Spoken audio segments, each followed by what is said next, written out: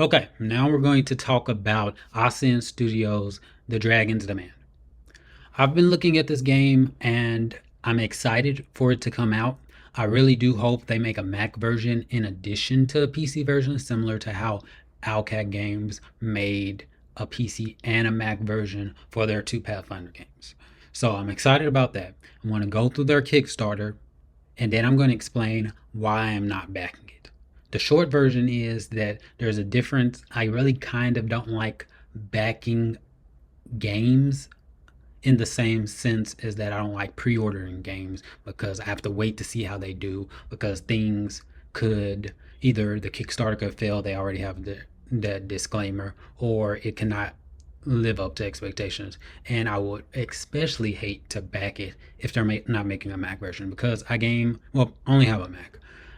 I planned on getting a gaming PC in the future, but now after I changed my stance on PC gaming, the short answer for that is that you don't own the games you get on Steam, and most developers make games. I should say almost all developers make games and they release it on Steam and they don't release it on something like itch.io where you can own the game file. So that's one issue, but that's all. We're going to talk about this.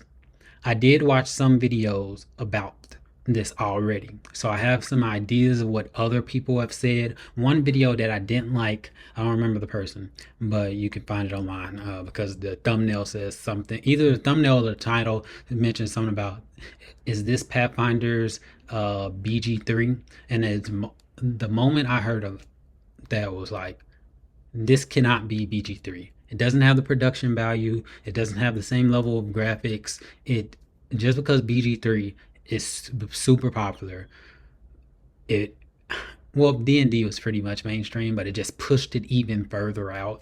It's not a very fair comparison. That's not in the sense that this game is not going to do well, because I enjoyed Pathfinder Kingmaker and Pathfinder Wrath of the Righteous.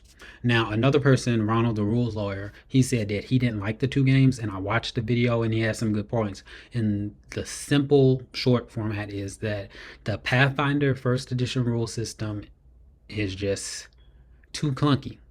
When I played it before, I wasn't like as deep into Pathfinder second edition as I am now, so I could play it and have fun.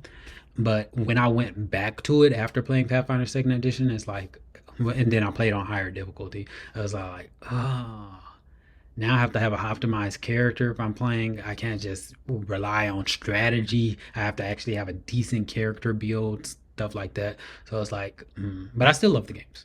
The games are still nice, but I want a game with this new Pathfinder Second Edition system, and I want to see how it does because I am building Aetherbound, which is based off Pathfinder Second Edition system. I will have more information about that later. But let's get into this because this is exciting.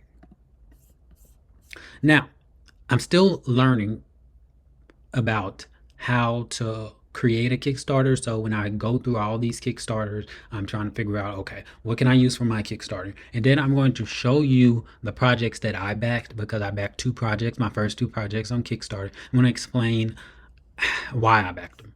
But first, I want to go through this. All of this, I'm going to do a quick go through. I like physical stuff.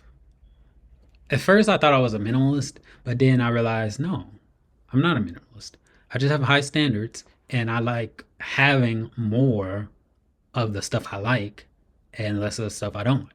And the things I tend to like are more expensive. And since I don't have the money to buy a lot of the things I want, I just might as well not settle for less.